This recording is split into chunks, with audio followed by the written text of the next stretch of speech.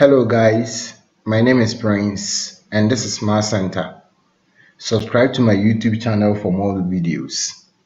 Post your comments and questions on my social media handles and I'll respond to it. We are still on the topic bearings. In the previous video, we learned how to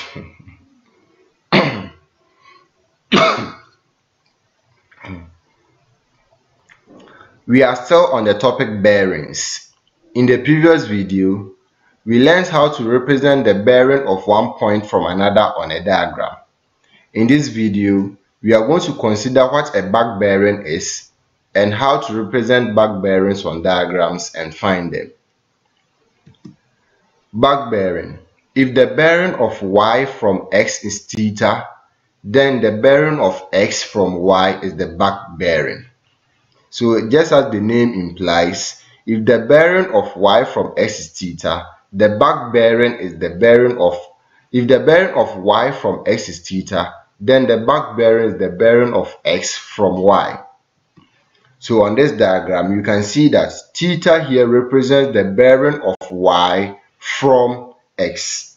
So this is the bearing of y from x as indicated on the diagram. The back bearing is the bearing of x from y. So the angle that will be created here.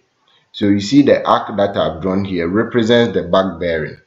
So if theta, which is the bearing of x, the bearing of y from x, then the back bearing is the bearing of x from y. I hope that makes sense. The bearing of y from x is theta. The back bearing is the bearing of x from y. How do we find the back bearing for a given bearing or a given angle? If the bearing of y from x is theta, then the back bearing is given by theta plus 180 if theta is between 0 degrees and 180 degrees, and theta minus 180 if theta is greater than 180 degrees but less than or equal to 360 degrees.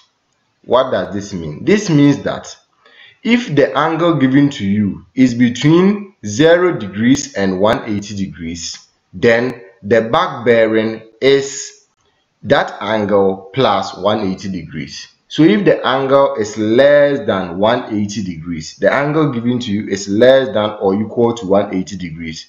In order to find the back bearing, add 180 degrees to the angle.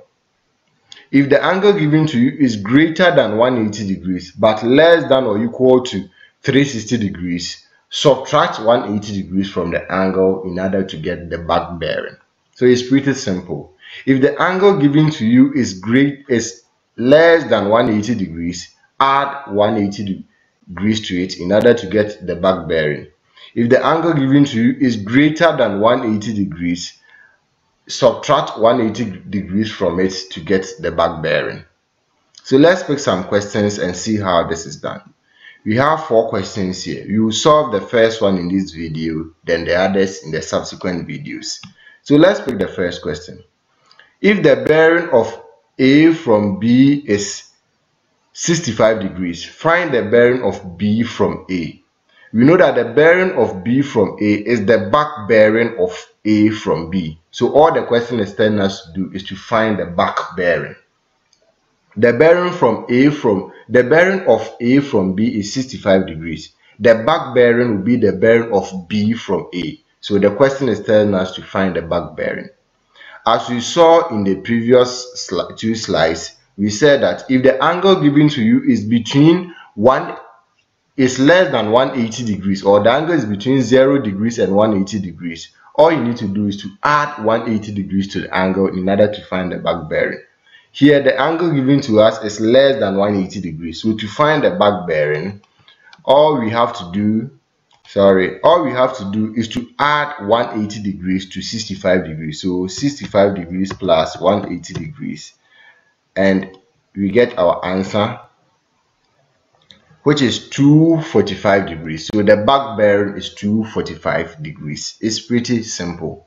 But I'm going to teach you how to use your diagram to find the back bearing. That is very, very important. You've learned how the quick way of finding the back bearing. We just added 180 degrees to 65 degrees and you have been able to find the back bearing. How do you find it from the diagram? The first thing you need to do is to first draw the bearing that has been given to you. The bearing of A from B is 65 degrees, so we draw it.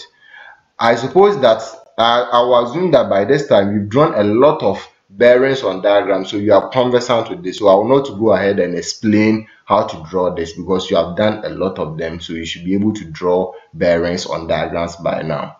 So we are starting from B and we will end at A and it's 65 degrees. To find the back bearing, that's the bearing of B from A, we will draw our diagram on A like this. So you can see clearly from here that the bearing of B from A will be this angle. You measure from the 0 up to this point.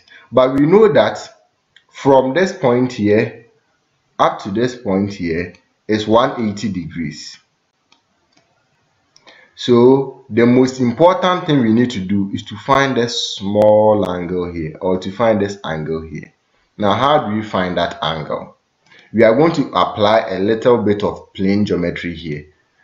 We learned from plane geometry that if you have parallel lines with transversals crossing through them, you are going to create alternate angles, corresponding angles, and co-interior angles. We will be using alternate angles here.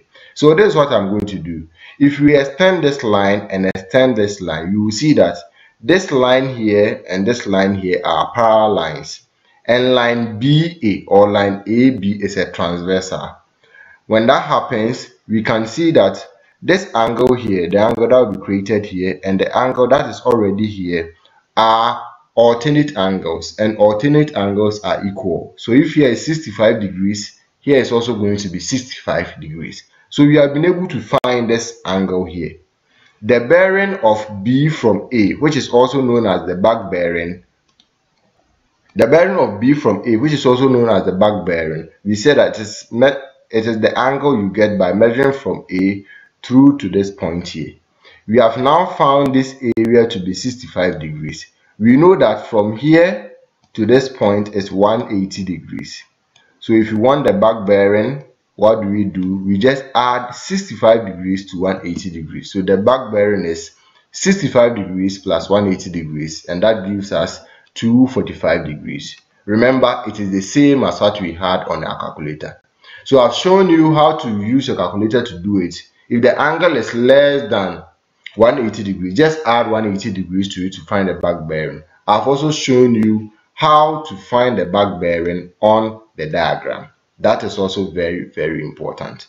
In the next video, we are going to solve more examples on back bearings. Once again, don't forget to like and subscribe to this video. See you in the next video where we solve more examples on back bearings. Bye bye.